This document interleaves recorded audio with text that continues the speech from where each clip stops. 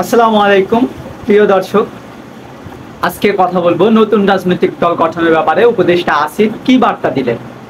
আজকেই তিনি একটি বার্তা দিলেন যে নতুন রাজনৈতিক দল গঠনের ব্যাপারে একটি রিউমার শোনা যাচ্ছে। তো এখন পর্যন্ত তাদের কোনো রাজনৈতিক দল গঠনের অভিপ্রায় নেই বলেই তিনি সংবাদ মাধ্যমকে জানিয়েছেন। একই সাথে তিনি বলেছেন যে সমন্বয়করা যে বিভিন্ন জেলায় জেলায় বর্তমানে সফর করতেছে, এর মাধ্যমে তারা বিভিন্ন জেলার মানুষের অভিপ্রায় এবং তারা কি চায় এই জিনিসটা বোঝার জন্য তারা বিভিন্ন জেলায় জেলায় সফর করতেছে।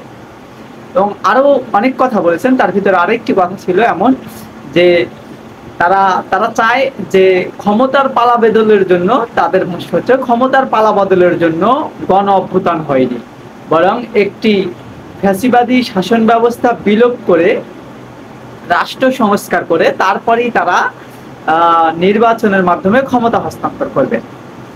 তো এটা খুবই, আমার কাছে মনে হয়েছে যে এটা খুবই ইফেক্টিভ। কারণ হচ্ছে যে একটার পর একটা বাংলাদেশের 53 বছরের রাজনীতির ইতিহাস যদি আমরা পর্যালোচনা করে দেখি, যে এখানে শুধু ক্ষমতার পালা বদল হয়, গুণগত মান অথবা এদেশের সিস্টেমের যে আমূল পরিবর্তন সেটা হয় না।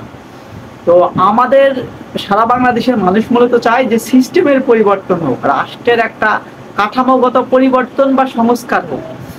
তারপর সংস্কারের ফলে পরবর্তীতে যে সরকারি ফ্যাসিবাদী শাসন প্রতিষ্ঠিত করতে চাইবে তারা সেটা পারবে না, কারণ তারা এমন একটা আইনে বেড়াজালে আটকে যাবে যে তারা সেটা চাইলেও পারবে না।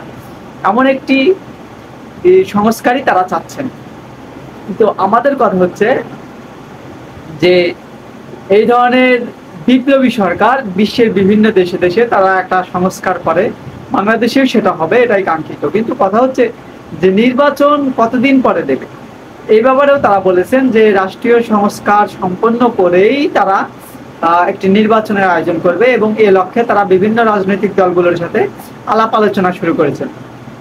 এর জন্য প্রধান উপদেষ্টার যিনি পলিটিক্যাল সচিব আছেন মাহফুজ আবদুল্লাহ এবং অধিকারের যিনি সম্পাদক, সাধারণ সম্পাদক ছিলেন আদিলুর রহমান খান, এবং তিনি একজন উপদেষ্টাও, এই দুইজন বর্তমান পলিটিক্যাল বিভিন্ন পার্টির সাথে সংলাপ করে তারা বিভিন্ন রাজনৈতিক দলের সাথে মত বিনিময় করতেছেন, যোগাযোগ করতেছেন।